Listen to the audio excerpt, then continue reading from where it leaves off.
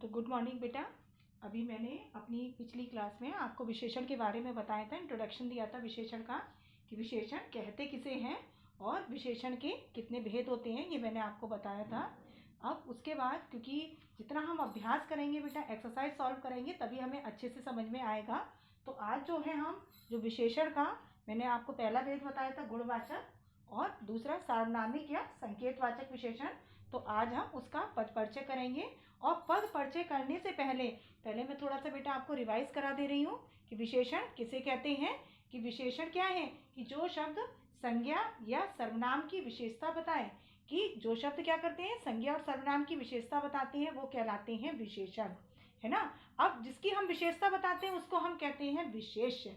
हम उसको क्या कहते हैं, जिसकी विशेषता बताई जाए, यानी संज्ञा और सर्वनाम आपका क्या हो गया, विशेष्य। अब दूसरा क्या है बेटा कि मैंने उसमें आपको बताया था कि सर्वनाम के होते हैं कितने भेद होते हैं, 4 भेद। गुणवाचक, सार्वनामिक या संकेतवाचक, परिमाणवाचक और संख्यावाचक। ये मैंने बताए थे आपको विशेषण के 4 भेद। मैंने उससे पहले बारे में आपको बताया भी था। गुणवाचक विशेषण क्या होता है कि गुण यानी हम किसी के मैनर को, किसी के बिहेवियर को बताएं, चाहे वो अच्छाइयाँ हो, चाहे कमियाँ हो, खामियाँ हो, गुण दोष यानी जो वो हो, उसको जो हम बताते हैं वो कहलाता है गुणवाचक विशेषण। यानी हमने कहा राम अच्छा लड़का है, तो भी हमने कहा राम बुरा लड़का है, तो भी आपका किस में आएगा, गुणवाचक में। यानी जो गुण के बारे में बताए, उसके बिहेवियर के बारे में, मैनर के बारे में जो बताए शब्द, वो कहलाता है गुणवाचक विशेषण। उसमें आपकी अच्छाइयाँ और कमियां, खामियां दोनों हो सकती हैं। अब उसके बाद बेटा मैंने आपको सार्वनामिक या संकेतवाचक विशेषण बताया था कि सार्वनामिक या संकेतवाचक विशेषण क्या होता है बेटा कि होते क्या है, सर्वनाम शब्द ही होते हैं, लेकिन क्या है कि संज्ञा से पहले प्रयुक्त होते हैं एक संकेत के रूप में, इसलिए हम इसको कहते हैं सार्वनामिक या संकेतवाचक विशेषण। बेटा इसका अंतर जरा बहुत अच्छे से समझ लें, क्योंकि बहुत बच्चों ने गड़बड़ी कर दी थी उसमें, सर्वनाम वाले में, निश्चयवाचक और अनिश्चयवाचक में।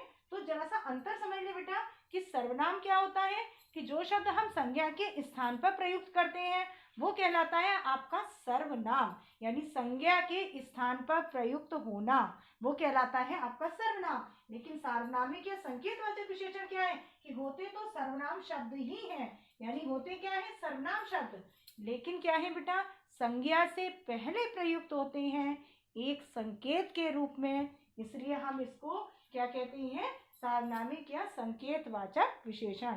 वैसे उसका मैंने आपको उदाहरण भी दिया था और आज और भी एग्जाम्पल कराऊंगी आपको। अब ये तो हो गया बेटा आपका सार्वनामिक और संकेतवाचक, क्योंकि आज हमें इन्हीं का ही पद परिचय करना है। गुणवाचक में मैंने आपको बेटा एक चीज बताई थी, एक बात और बताई थी कि इसमें डिग्री जो आपने इंग्लिश में पढ़ी है, पॉजिटिव डिग्री, कंपैरेटिव, सुपरलेटिव, यानी मूलावस्था, उत्तरावस्था और उत्तमावस्था, ये तीनों अवस्थाएं भी इसके अंतर्गत आती हैं। यानी मूलावस्था, मूलावस्था, उत्तरावस्था, उत्तरावस्था और उत्तमावस्था, उत्तमावस्था। यानी मूल अवस्था अच्छा, हमने कहा उससे अच्छा, उससे अच्छा, आपका हो गया उत्तरावस्था। उत्तमावस्था यानी सबसे अच्छा, ये हो गया आपका, क्या हो गया, उत्तमावस्था। अब इसको हम ये भी कह सकते हैं श्रेष्ठ, श्रेष्ठतर और श्रेष्ठतम, श्रेष्ठतम, यानी तर और तम भी लगा सकते हैं। या हमने कहा उच्च, उच्चतर और उच्चतम, यानी उच्च माने ऊंचा, ये यानी उससे ऊंचा, कंपैरेटिव किया जा रहा है, कंपैरिजन किया जा रहा है, तुलना की जा रही है दो चीज में। उच्चतम यानी सबसे ऊंचा, तो ये हो गया आपका उच्चतम। श्रेष्ठतम जो सबसे अच्छा, तो ये हो गई आपकी सुपरलेटिव, ये हो गई कंपैरेटिव, ये हो गई आपकी पॉजिटिव, यानी ये मूलावस्था, ये आपकी उत्तरावस्था और ये हो गई आपकी उत्तमावस्था। तो इसमें एक और बढ़ जाता है गुणवाचक में, जो आपको अवस्था, जैसे मैंने पुरुषवाचक सर्वनाम में जैसे पुरुष जब पद परिचय देते हैं। अब ये तो आपने समझा बेटा कि गुणवाचक विशेषण और सार्वनामिक विशेषण क्या है। अब हम करेंगे इसका पद परिचय। बहुत आसान है बेटा, क्योंकि इसमें कारक चिन्ह भी नहीं बताना आपको, और आपको क्रिया से संबंध भी नहीं बताना, तो आपके लिए बहुत ज्यादा आसान हो जाता है इसको समझना। अब यहाँ पर बेटा आपको समझना कि सबसे पहले आप आधार डाल लेंगे तो आपके लिए बहुत आसान हो जाएगा। परिचय का आधार, किस आधार पर आप करेंगे परिचय, किसका, विशेषण का। तो आपका पहला होगा विशेषण का भेद। विशेषण का भेद, जब आपने भेद बता दिया तो आप गुणवाचक में अवस्था भी बताएंगे। उसके बाद आपका हो गया लिंग। लिंग के बाद हो गया आपका वचन। वचन के बाद हो गया आपका विशेष्य। क्या हो गया, विशेष्य। और इस आधार पर हम पद परिचय करेंगे तो हमारे लिए आसान हो जाएगा। अब पहला उदाहरण, विनाशकारी युद्धों के उदाहरण।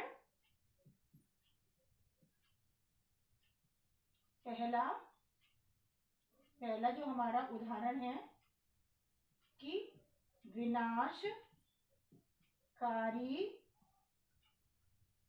युद्धों के भयानक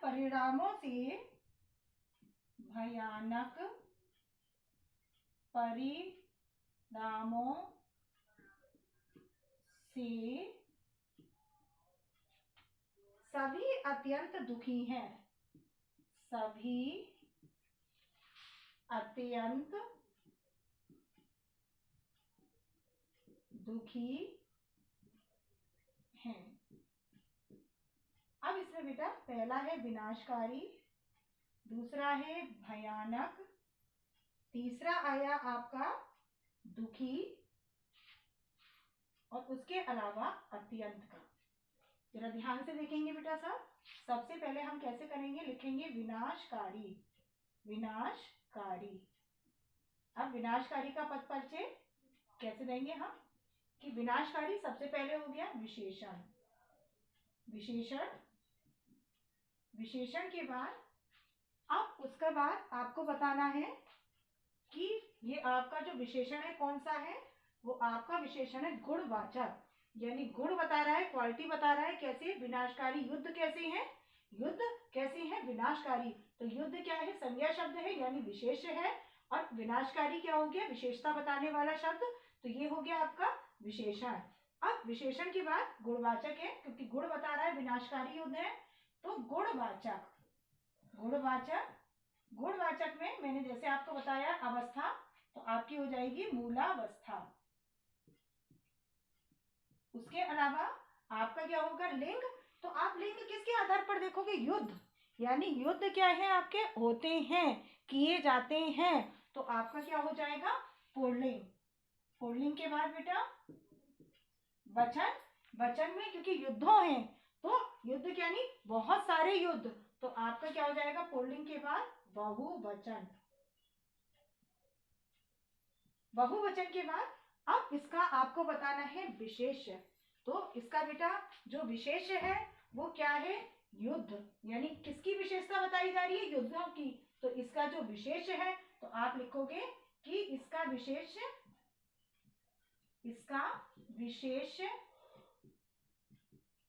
क्या है, युद्धों है। और युद्धों को बेटा बिल्कुल वैसे ही लिखा जाएगा जैसे लिख के आया युद्धों, और सिंगल इन्वर्टेड कॉमा में है। और विराम चिन्ह, ये हो गया आपका पद परिचय किसका हो गया, विनाशकारी का। अब बिल्कुल ऐसे ही बेटा भयानक का चलेगा। आपने दूसरे नंबर पे डाला भयानक।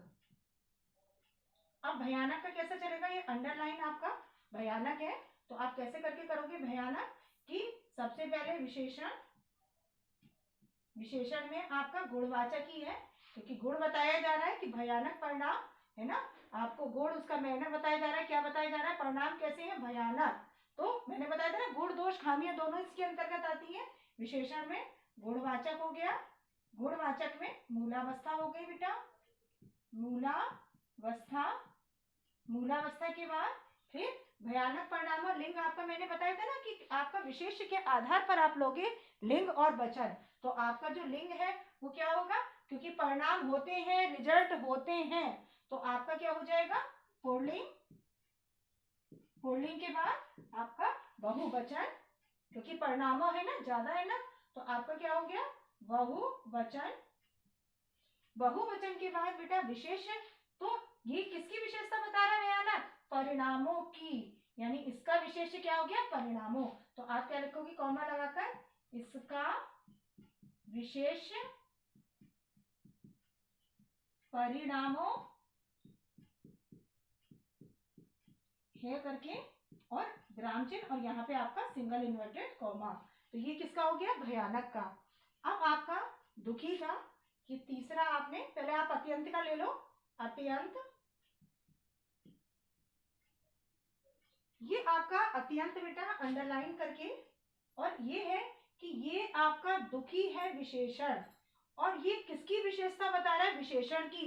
तो ऐसे शब्द जो विशेषण की भी विशेषता बताएं वो कहलाते हैं प्रविशेषण।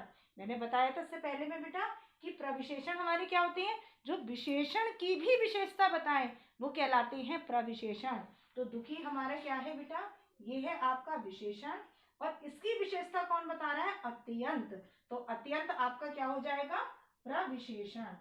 और प्रविशेषण के अंतर्गत बेटा हम कुछ भी नहीं लिखते, केवल लिखते हैं प्रविशेषण कॉमा लगाकर, अव्यय और कोष्टक में डाल दिया अविकारी शब्द, अविकारी शब्द, और उसके बाद विराम चिन्ह, कोष्टक बंद और विराम चिन्ह। क्यों, क्योंकि इसमें कोई परिवर्तन नहीं होता प्रविशेषण में, लिंग वचन काल के आधार पर वही रूप रहेगा बेटा अत्यंत। एक के लिए कहेंगे तो भी हम कहेंगे अत्यंत, ज्यादा के लिए कहेंगे तो भी, स्त्री में लिंग में कहेंगे तो भी, जैसे मैंने कहा राम अत्यंत सुंदर है तो भी अत्यंत रहा, सीता अत्यंत सुंदर है तो भी क्या रहा अत्यंत रहा, बच्चे अत्यंत सुंदर है या मनमोहक है तो आपका अत्यंत का रूप क्या रहेगा वही। तो जिसके रूप में परिवर्तन ना हो लिंग वचन काल के आधार पर वो कहलाता है अव्यय अविकारी शब्द। इसलिए प्रविशेषण क्या है अव्यय अविकारी शब्द, तो हम लिखेंगे प्रविशेषण अव्यय अविकारी शब्द और इसमें विराम चिन्ह। अब उसके बाद दुखी, तो आप चौथा डालेंगे दुखी। दुखी का पद परिचय कैसे रहेगा, वही रहेगा आपका विशेषण बेटा, विशेषण के बाद गुणवाचक ही है, गुणवाचक, गुणवाचक के बाद मूलावस्था है बेटा, मूलावस्था, मूलावस्था के बाद, अब मूलावस्था के बाद क्या है बेटा लिंग आपको बताना है।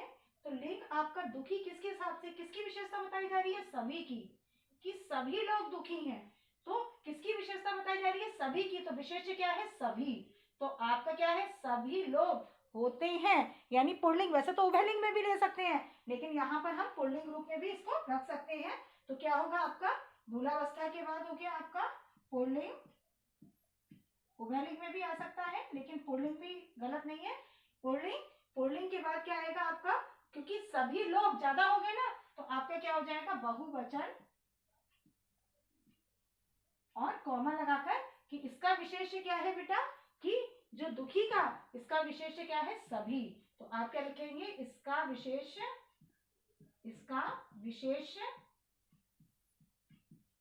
सभी है, और सभी पे क्या करेंगे आप ऐसे सिंगल इन्वर्टेड कॉमा, और यहाँ पर क्या हो गया आपका विराम चिन्ह। तो ये आपका किसका हो गया दुखी का पद परिचय। अब आगे हम लेते हैं अपना नेक्स्ट उदाहरण।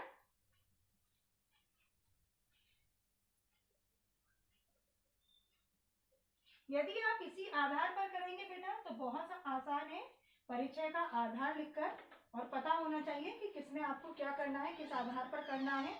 वैसे पूरा सेम है, केवल एक कारक, और इसमें आपको क्या नहीं बताना है, क्रिया से संबंध, और सारा आपका जैसे आपने अभी तक किया है संज्ञा सर्वनाम का बिल्कुल वैसे ही आपका पद परिचय है, कहीं कोई अंतर नहीं है। कठोर वचन मत बोलो, कठोर वचन मत बोलो। अब यहाँ पर बेटा किस पर अंडरलाइन, कठोर, तो आप क्या करेंगे कठोर, कठोर के बाद आपने डैश किया। अब क्या है कि इसको आप विशेषण पहचान के आपने लिखा विशेषण है, क्योंकि विशेषता बता रहा है किसकी वचन की, कि कैसे वचन मत बोलो, कठोर। तो वचन हमारा क्या है, संज्ञा, और इसकी जो विशेषता बता रहा है वो क्या, कठोर। तो आपका क्या हो गया, विशेषण। विशेषण में हो गया आपका गुणवाचक, आपने लिखा गुणवाचक। गुणवाचक के बाद आपका क्या है कि गुणवाचक में मैंने बताया अवस्था, अवस्था में वही आ जाएगी आपकी मूलावस्था। मूलावस्था के बाद फिर आपका जो लिंग आएगा, क्योंकि वचन होते हैं, वचन बोले जाते हैं, तो आपका किस रूप में प्रयुक्त होगा, पुल्लिंग। तो आप क्या डालेंगे, पुल्लिंग। पुल्लिंग के बाद कि कठोर वचन मत बोलो, कठोर वचनों को मत बोलो, तो आप इसको किस रूप में रख सकते हैं बेटा, बहुवचन रूप में भी रख सकते हैं। वचन से क्या मतलब है, वचनों को, कि कठोर वचनों को मत बोलो, कटु शब्दों को मत बोलो। अब आगे बेटा कि इसका जो विशेष है वो क्या है, वचन। तो आप क्या लिखोगे कि इसका विशेष क्या है, वचन। और वचन पे सिंगल इन्वर्टेड कॉमा विराम चिन्ह। बहुत आसान है बेटा, अब तो कुछ भी दिक्कत की बात नहीं है इसमें। यह है छात्र बुद्धिमान है। नेक्स्ट उदाहरण, यह है छात्र बुद्धिमान है। अब इस पर बेटा किस पर है, अंडरलाइन करके आया हुआ है, बुद्धिमान। तो आप क्या करेंगे, क्योंकि छात्र की विशेषता बताई जा रही है, छात्र कैसा, बुद्धिमान, तो क्या आपका हो गया, पहले आप डालेंगे बुद्धिमान। बुद्धिमान का पद परिचय कैसे देंगे, विशेषण। विशेषण में हो गया आपका कौन सा होगा, गुणवाचक। वही रहेगा आपकी मूलावस्था। मूलावस्था के बाद आपका क्या होगा बेटा, लिंग, क्योंकि छात्र के लिए, छात्रा के लिए नहीं है, तो छात्र के है तो क्या होगा, पुल्लिंग। यदि छात्रा होती तो क्या होता, स्त्रीलिंग। पुल्लिंग हो गया क्योंकि छात्र एक ही है, छात्र नहीं है, तो आपका क्या होगा, एक वचन। एक वचन। और इसका विशेष क्या है, इसका छात्र। तो इसका विशेष क्या है, इसका किसकी विशेषता बताई जा रही है, छात्र की, तो इसका विशेष क्या है, और छात्र है। और इसको सिंगल इन्वर्टेड कॉमा में करके ये हो गया। अब यह भी क्या है बेटा, आपका विशेषण है। कौन सा होगा आपका, जरा ध्यान से देखिए बेटा, यह है आपका विशेषण। यदि हम कह देते यह बुद्धिमान है, तो आपका यह शब्द हो जाता सर्वनाम। हम कहते यह बुद्धिमान है, तो यह हो जाता आपका सर्वनाम। लेकिन यह क्या है, छात्र, यानी संज्ञा है, और संज्ञा से पहले प्रयुक्त हुआ है, यानी संज्ञा से पहले प्रयुक्त है यह, तो इसलिए ये होगा आपका विशेषण में कौन सा होगा, सार्वनामिक या संकेतवाचक विशेषण। सार्वनामिक विशेषण। सार्वनामिक विशेषण के बाद लिंग आ जाएगा आपका बेटा, कि लिंग कौन सा है आपका, क्योंकि छात्र के लिए है, वही रहेगा आपका पुल्लिंग। छात्रा होती तो स्त्रीलिंग होता, पुल्लिंग। पुल्लिंग के बाद वचन, क्योंकि एक ही है छात्र, तो आपका क्या होगा, एक वचन। एक वचन। और इसका जो विशेष है, यह है किसकी विशेषता बता रहा है, छात्र के लिए कहा जा रहा है, तो इसका विशेष क्या है, छात्र। इसका विशेष छात्र है। और छात्र को क्या बेटा, सिंगल इन्वर्टेड कॉमा में, कि इसका विशेष क्या है, छात्र है। अब आपका नेक्स्ट उदाहरण, कि राम कक्षा में सबसे अच्छा बच्चा है। राम कक्षा में सबसे अच्छा बच्चा है। अब यहाँ पर बेटा सबसे अच्छा पर अंडरलाइन करके आई है, तो रेखांकित पद का पद परिचय दीजिए। तो आपका क्या है, सबसे अच्छा। सबसे अच्छा। और आप क्या करेंगे, डैश लगाने के बाद बेटा कि सबसे पहले विशेषण पहचाना आपने, क्या है, विशेषण। विशेषण में कौन सा हो गया, गुणवाचक। गुणवाचक। गुणवाचक में बेटा अवस्था कौन सी होगी, सबसे। सबसे अच्छा है, यानी आपकी हो गई ये कौन सी अवस्था, उत्तमावस्था। आपने उत्तमावस्था डाल दिया। उसके बाद पुल्लिंग है, यानी राम है, रमा होती तो स्त्रीलिंग, तो आपका क्या हो गया, पुल्लिंग। और राम एक वचन है, तो आपका क्या हो गया, एक वचन। और किसके है, कि राम कक्षा में सबसे अच्छा बच्चा है, यानी इसका जो विशेष्य है वो आप कह सकते हो राम, या बच्चा कुछ भी कह सकते हो, बच्चे के लिए कहा जा रहा है, राम के लिए कहा जा रहा है, तो इसका विशेष्य क्या है? राम। तो आप क्या डाल सकते हो? इसका विशेष्य क्या है? राम, और विराम चिन्ह और इसको सिंगल इन्वर्टेड कॉमा में। अब आगे बेटा नेक्स्ट उदाहरण, समझ में आ रहा होगा सबको, बहुत आसान भी लग रहा होगा, क्योंकि मैंने बताया था कि आसान और कठिन क्या है, जो हमको अच्छे से समझ में आ जाए वही आसान है, जो हमको ना समझ में आए वही क्या है? डिफिकल्ट है, कठिन है।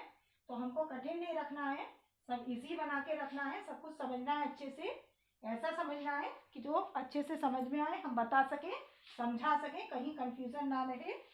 अब आगे बेटा, यह किताब मेरी छोटी बहन की है, यह किताब मेरी छोटी बहन की है, इसलिए मैं तुम्हें नहीं दे सकता, इसलिए मैं तुम्हें नहीं दे सकता।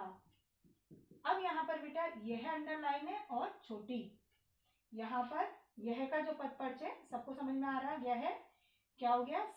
विशेषण, और विशेषण में कौन सा हो गया? अब तो सबको समझ में आ रहा होगा बेटा कि कौन सा विशेषण हो गया? सार्वनामिक या संकेतवाचक। क्यों? क्योंकि ये किताब से पहले संज्ञा हमारी रखी हुई है, यहाँ पर है, हमने संज्ञा को हटाई नहीं, उससे पहले सर्वनाम का प्रयोग किया है, तो इसलिए हो गया आपका विशेषण। विशेषण में सार्वनामिक और संकेत रूप में कि यही किताब है, संकेत कर रही है, इसलिए हम इसको संकेतवाचक भी कहते हैं। सार्वनामिक विशेषण, सार्वनामिक के बाद बेटा आपने डाला विशेषण के बाद, उसके बाद क्या होगा कि लिंग, लिंग में आपका, इसमें बेटा अवस्था नहीं डलेगी क्योंकि अवस्था केवल गुणवाचक में डलती है। सार्वनामिक के बाद क्या हो गया आपका? लिंग, क्योंकि किताब होती है, किताब पढ़ी जाती है, तो आपका क्या होगा? स्त्रीलिंग। स्त्रीलिंग के बाद आपका किताब एक है, तो आप क्या डालेंगे? एक वचन। एक किताब के लिए कहा जा रहा है एक वचन, और इसका जो विशेष है, किसकी विशेषता बताई जा रही है? किताब के लिए यह का प्रयोग किया जा रहा है, तो इसका जो विशेष है वो क्या है कि इसका विशेष, इसका विशेष किताब है, और विराम चिन्ह किताब को सिंगल इन्वर्टेड कॉमा में। अब नेक्स्ट बेटा आपका क्या है? छोटी बहन, आपने छोटी डाला, छोटी बहन, छोटी का पद परिचय, छोटी हो गया आपका विशेषण, विशेषण में आपका गुणवाचक, छोटी, बड़ी, मोटी, पतली, ये सब आपकी किस में आएगा? गुणवाचक में, गुण बता रहा है, गुणवाचक। गुणवाचक में भी क्या है? मूलावस्था है, मूलावस्था के बाद आपका क्या हो जाएगा? लिंग में स्त्रीलिंग, और वचन में एक वचन, तो आप डालेंगे स्त्रीलिंग, और वचन आपका क्या हो गया? एक वचन, एक वचन, और एक वचन के बाद विशेषण, तो इसका विशेष क्या है? बहन, छोटी बहन की है, कि बहन की विशेषता बताई जा रही है, बहन कैसी? छोटी, तो इसका जो विशेष होगा वो क्या होगा? बहन। तो आप क्या लिखेंगे? इसका विशेष क्या है? बहन, इसका विशेष बहन है, और बहन को सिंगल इन्वर्टेड कॉमा, और यहाँ हो गया आपका पूर्ण विराम चिन्ह। तो ये आपका हो गया किसका? छोटी का। अब आगे नेक्स्ट है, आजकल हमारा देश प्रगति के मार्ग पर चल रहा है, आज कल हमारा देश प्रगति के मार्ग पर चल रहा है।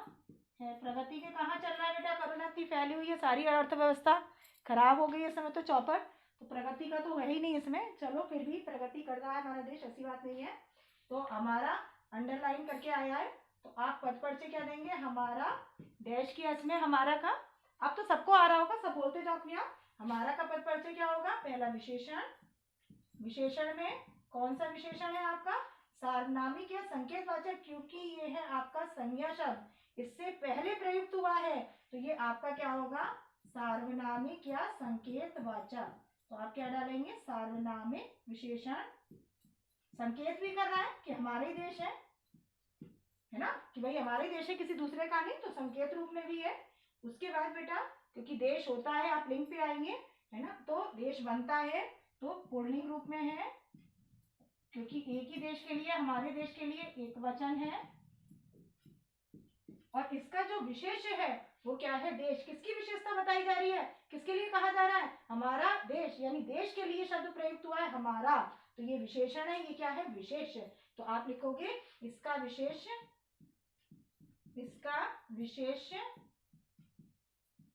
देश है, और देश सिंगल इन्वर्टेड कॉमा से। तो ये हो गया आपका, क्या हो गया, हमारा का पद परिचय। किसका विशेष क्या है, देश। आगे नेक्स्ट उदाहरण। अब तो बहुत आसान लग रहा होगा, क्योंकि मैं काफी एग्जांपल्स देती हूँ बेटा, कराती हूँ सॉल्व, ताकि आपको किसी भी प्रकार की दिक्कत ना हो, आप अच्छे से कर सकें, समझ सकें। तो ज्यादा से ज्यादा बेटा मैं एग्जांपल सॉल्व कराती हूँ आपको। अब उसके अलावा है, रमेश कक्षा का श्रेष्ठतम छात्र है। रमेश कक्षा का श्रेष्ठतम छात्र है। अब आपका श्रेष्ठतम पे है, तो आप क्या डालेंगे, श्रेष्ठतम डैश किया आपने। उसके बाद आपने लिखा पहचाना क्या है, विशेषण। तो आपने लिखा विशेषण। विशेषण में कौन सा हो गया आपका, गुणवाचक। गुण बताया जा रहा है, तो गुणवाचक, अच्छाई बताई जा रही है, गुणवाचक। उसके अलावा आपका क्या होगा, अवस्था, मूलावस्था हो गई आपकी, मूलावस्था। मूलावस्था के बाद क्योंकि छात्र है तो आपका क्या होगा, पुल्लिंग, छात्रा होती तो स्त्रीलिंग, पुल्लिंग। और रमेश है क्योंकि पुल्लिंग है और एक ही है तो एक वचन। और इसका जो विशेष है वो क्या है, रमेश। तो आप क्या लिखेंगे, इसका विशेष छात्र है लिख सकते हो, चाहे रमेश लिख सकते हो, रमेश है या छात्र है, कुछ भी लिख सकते हो, क्योंकि छात्र भी कौन सा, रमेश के लिए कहा जा रहा है। और इसको सिंगल इन्वर्टेड कॉमा में और विराम चिन्ह लगा दिया, तो ये हो गया आपका श्रेष्ठतम। लेकिन बेटा एक गड़बड़, श्रेष्ठतम क्या होगा आपका, मूलावस्था नहीं है, बल्कि आपकी क्या है, उत्तमावस्था। मूलावस्था नहीं है, श्रेष्ठतम। तरतम किस में आता है, सुपरलेटिव डिग्री में, है ना, उत्तमावस्था में। तो ये आपका यहाँ पर होगा उत्तमावस्था। किसी ने देखा था, समझा था कि नहीं था, जो पढ़ाया जा रहा था, हाँ हाँ हाँ यस है। तो यहाँ पर क्या है बेटा, श्रेष्ठतम यानी उत्तमावस्था। अब आगे नेक्स्ट बेटा जो है आपका कि हिमालय पर्वत संसार का सबसे ऊंचा पर्वत है। हिमालय पर्वत संसार का सबसे ऊंचा पर्वत है। संसार का सबसे ऊंचा पर्वत है। अब यहाँ पर बेटा सबसे ऊंचा आया आपका, इसको अंडरलाइन, तो क्या देंगे, सबसे ऊंचा का पद परिचय, सबसे ऊंचा। अब डैश लगाया, ये आपका हो गया विशेषण। विशेषण में कौन सा विशेषण हुआ, गुणवाचक। गुणवाचक में सबसे ऊंचा है तो कौन सा हो गया, उत्तमावस्था। उत्तमावस्था क्योंकि सबसे ऊंचा है। उसके अलावा पर्वत क्योंकि होता है तो आपका लिंग कौन सा हो जाएगा, पुल्लिंग। उसके बाद वचन आपका क्या होगा, एक वचन, क्योंकि पर्वत के लिए है, एक ही हिमालय के लिए, तो वचन क्या होगा आपका, एक वचन। और एक वचन के बाद इसका जो विशेष है, किसकी विशेषता बताई जा रही है, पर्वत की यानी हिमालय की, तो इसका विशेष क्या है, पर्वत कह सकते हो चाहे हिमालय कह सकते हो कि इसका विशेष पर्वत है, या आप ये भी कह सकते हैं हिमालय है। और विराम चिन्ह हो गया, ये आपका हो गया इसका पद परिचय। अब आगे कि अंशिका वंशिका से अधिक सुंदर है। अंशिका वंशिका से अधिक सुंदर है। अधिक सुंदर है। अब यहाँ पर अधिक सुंदर का है बेटा, तो अधिक सुंदर आपका हो गया, क्या होगा, विशेषण। विशेषण में कौन सा होगा आपका, गुणवाचक। गुणवाचक, गुणवाचक के बाद होगा आपका कौन सी है, उत्तरावस्था है।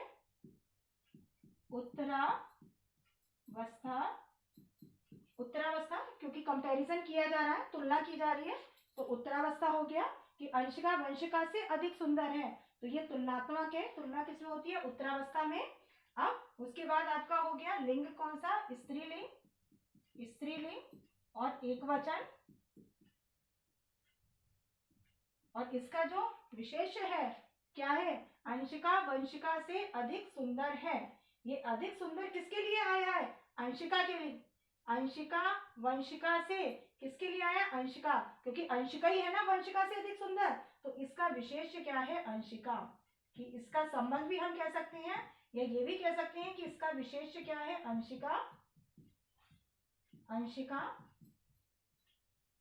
है, या हम बेटा ये भी कह सकते हैं कि इसका संबंध, इसका संबंध किससे है, अंशिका से, क्योंकि किसके लिए कहा जा रहा है, अंशिका वंशिका से अधिक सुंदर है। तो कौन सुंदर है, अंशिका है ना, किससे सुंदर है, वंशिका से, तो अधिक सुंदर किसके लिए प्रयोग किया जा रहा है, अंशिका के लिए। तो इसमें हम कहीं भी बेटा डाल सकते हैं, जैसे यहाँ डालते हो ना विशेष, तो आप ये भी कह सकते हो इसका संबंध किससे है, पर्वत से। चाहे आप ये लिख दे इसका विशेष पर्वत है, या आप ये भी लिख सकते हो कि इसका संबंध किससे है, पर्वत से है। अब मैं एक और उदाहरण लास्ट ले रही हूँ, क्योंकि काफी ले लेती हूँ उदाहरण, जिससे आपको लास्ट आपका एग्जाम्पल।